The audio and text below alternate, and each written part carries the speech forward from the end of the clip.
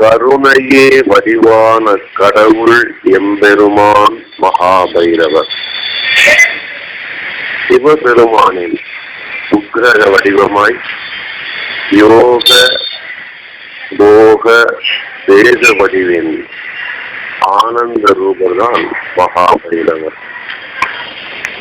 எம்பெருமான் முருகப்பெருமானுக்கு 6 படை வீடுகள் அமைந்து அழகு செய்து அருள்வது போல் மகாபைரவ பெருமானுக்கு 8 வீடுகள் படை வீடுகளாக அடியாரை காக்கும் கருவூலங்களாக அந்தியவர்க்கு அருள் செய்யும் ஆபத்து சாரண மூர்த்தியாக அமைந்துள்ளன.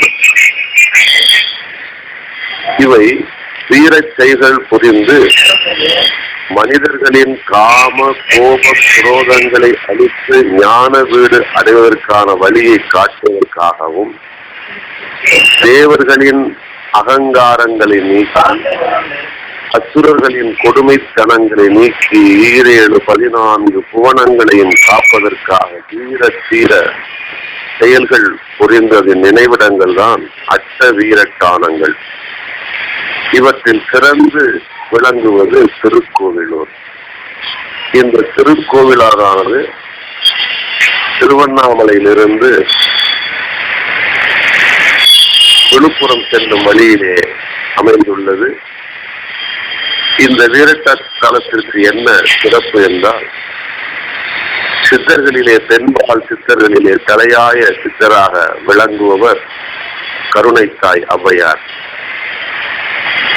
இந்த ஔவையார் அவர்கள் எல்லா சித்தர்களும் சுத்த பிரணவ ஞான தேகங்களை அடைந்து இறப்பையும் பிறப்பையும் தவிர்த்து எம்பெருமானுடைய கருணையினால் வாழுகின்ற பொழுது தனக்கும் அத்தகைய வாழ்வு வேண்டும் என்று உள்ளத்தில் நினைத்து அழுது கொண்டிருந்தார்.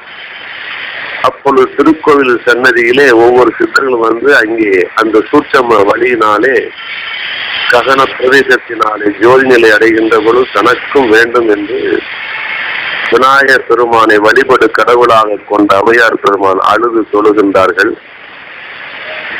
அவை கிளவியே, என் பெண்ணே நீ அழ வேண்டாம், அவர்களுக்கு முன்பாக உன்னை நான் எம்பெருமான் சன்னதிக்கு அழைத்து சென்று ஜோதி தேகம் தருகிறேன்.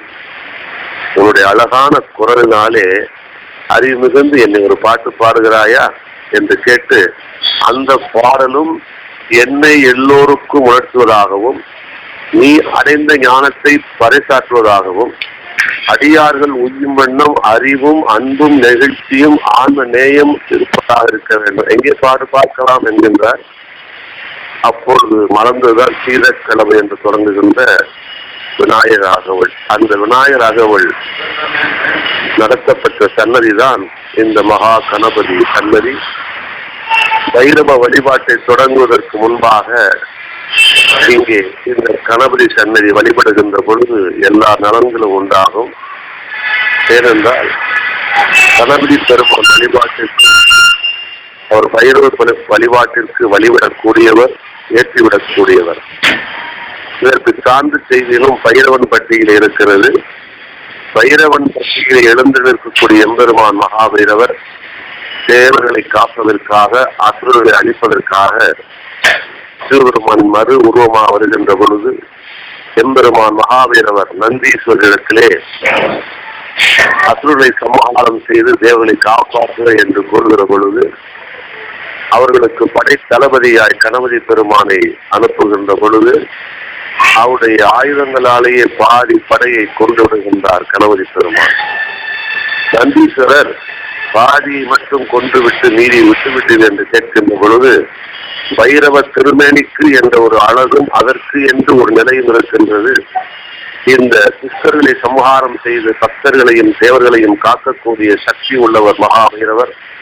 ஆகவே அதை நம் மீறுதல் கூடாது, பைரவருடைய திருவுருளால் அதை நீ நடத்தியது என்று நந்தீஸ்வரரை கட்டளையிட அவர் பைரவரை சென்று பார்க்க பைரவ பெருமானும் அவ்வாறே ஆட்சி வழங்க அசுரர்களை அழித்து தேவர்களை காப்பதற்கு வாய்ப்பாகத்தான் பிள்ளையார் பட்டியிலே தவ உருவத்திலே விநாயகர் பெருமான் அமர்ந்தார்.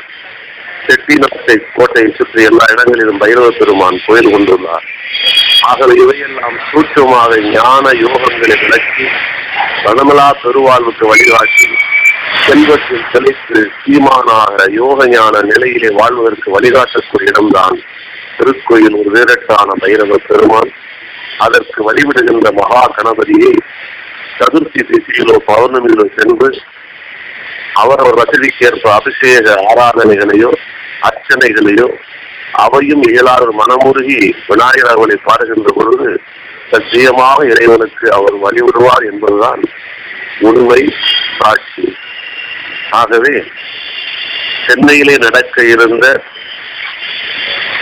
பூகம்பத்தை தவிர்ப்பதற்காக அன்பர்கள் சட்டமணி சிவகுமார் சுவாமி, கமலமுனி திருநாவுக்கரசு, கல்யாணராமன், மதியழகன் சுவாமி, புவனேஸ்வரி, மீனாட்சி சுந்தரம், செந்தில்தாஸ், பெங்களூரை சேர்ந்த ஸ்ரீராம் காயத்ரி, திருச்சியில் இருக்கும்படியான கல்லூரி உயர் அதிகாரி திரு கிருஷ்ணமூர்த்தி, வெங்கடேசன், இவருடைய அன்பு வேண்டுகோள்னாலே இவருடைய செலவுகளிலே அனைத்து அஷ்ட வீரஸ்தானங்களும் சென்று பூஜை செய்து வந்தோம்.